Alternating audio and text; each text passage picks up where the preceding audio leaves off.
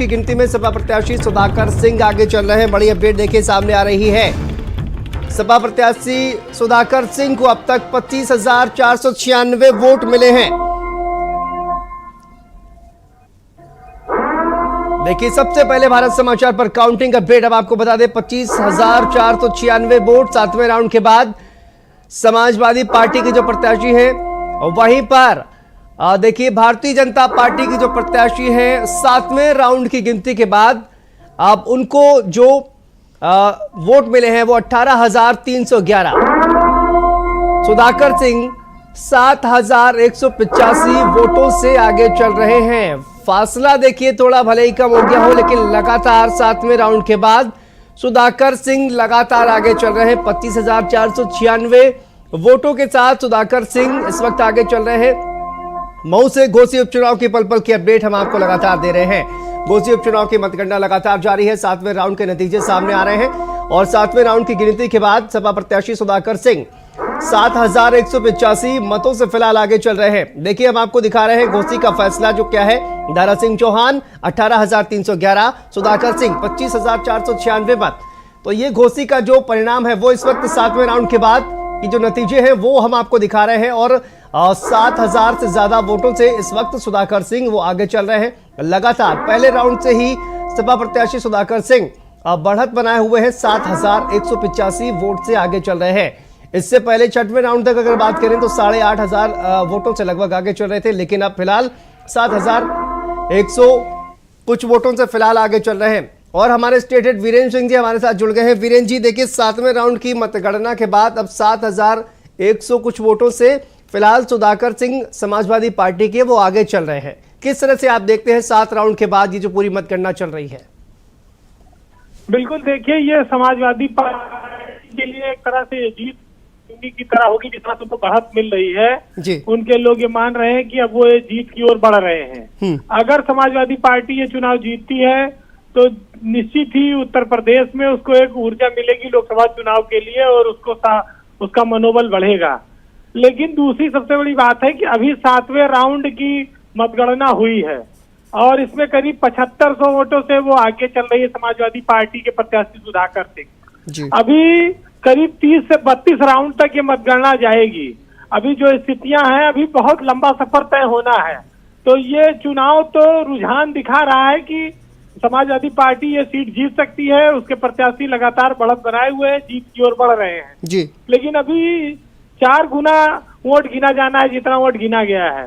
तो ये रिजल्ट तो देखिए तस्वीर मान के चलिए कि 3 बजे तक साफ होगी लगभग पूरी तरह से। लेकिन उत्तर प्रदेश की सियासत में जब एक तरफ बीजेपी सत्ता में है और उसके 2 डिप्टी सीएम, मुख्यमंत्री, प्रदेश अध्यक्ष, बीजेपी के ऊर्जा मंत्री, बहुत सारे नेता लगे रहे लगातार चुनाव में प्रचार में, लेकिन वो दारा सिंह को बढ़त नहीं दिला पा रहे हैं। तो इससे स्वाभाविक रूप से साफ है कि दारा सिंह का जो बार बार पार्टी का बदलना है उसको मतदाताओं ने स्वीकार नहीं किया है वहां के, और लोगों को इस बात को लेकर नाराजगी रही है कि बार बार पार्टी बदलकर चुनाव कराकर वो खुद मंत्री बन जाते हैं, बाकी जनता को हर बार इस तरह की समस्या का सामना करना पड़ता है। दूसरी ओर सुधाकर सिंह भी एक सवर्ण कैंडिडेट के नाते ये माना गया कि समाजवादी पार्टी में अब महत्व दिया जा रहा है सवर्णों को। जो दारा सिंह से नाराज लोग थे, जो सपा का कोर वोटर था, वो सब काफी बड़ी संख्या में आया। राजभर का जो फैक्टर है ओम प्रकाश राजभर का, ऐसा लगता है कि वो नहीं चल पाया है, वो कमजोर पड़ा है। और समाजवादी पार्टी के भी सारे शीर्ष नेतृत्व जमा रहे घोसी में। राम गोपाल यादव, शिवपाल यादव लगातार कैंप कर रहे हैं। अखिलेश यादव ने वहां पर जनसभा की। तो ये जो परिवर्तन आया वहां पर समाजवादी पार्टी में एक बड़ा फैक्टर बनकर राजीव राय भी उभरे हैं, जिन्होंने स्थानीय स्तर पर हर तरह की स्थितियों का सामना किया और राजभर से भी उन्होंने लड़ाई लड़ी। और उनके राजीव राय की मेहनत का भी काफी असर इस चुनाव में दिख रहा है। तो 4-5 बड़े नाम हैं जिन्होंने इस चुनाव में समाजवादी पार्टी को आगे रखा है। अब ये देखना होगा कि ये परिणाम अंतिम तौर पर क्या आएगा, लेकिन ये भाजपा के लिए जो बढ़त चल रही है निराशाजनक है। बीजेपी ने शायद उम्मीद नहीं की होगी क्योंकि उन्होंने पूरी अपनी पार्टी के नेताओं को लगाया था, बहुत बड़ी फोर्स लगी थी, बहुत ताकत लगाई गई थी और ये माना जा रहा था कि अगर दारा सिंह चौहान जीतेंगे तो वो कैबिनेट वो मंत्री बनेंगे उत्तर प्रदेश में। तो ये उसके बावजूद अगर वो चुनाव नहीं जीत पा रहे हैं, अगर उस स्थिति की ओर नहीं जा रहे हैं, तो स्वाभाविक है कि ये बहुत बड़ा झटका भी होगा वहाँ बीजेपी के लिए। जी, छठवें राउंड के बाद अगर सर बात करें तो छठवें राउंड के बाद 8,500 वोटों का जो अंतर था वो सातवें राउंड में घटकर 7,185 वोटों का रह गया है। हालांकि जिस तरह से आपने कहा कि अभी लगभग 25 राउंड बाकी हैं, क्योंकि 32 राउंड में ये पूरी मतगणना होनी है, लेकिन उसके बाद अभी काफ़ी सफ़र जो है वो तय करना है। लेकिन कहा जाए कि 2 बजे या उसके बाद जो स्थिति है वो थोड़ा स्पष्ट होना शुरू हो जाएगी।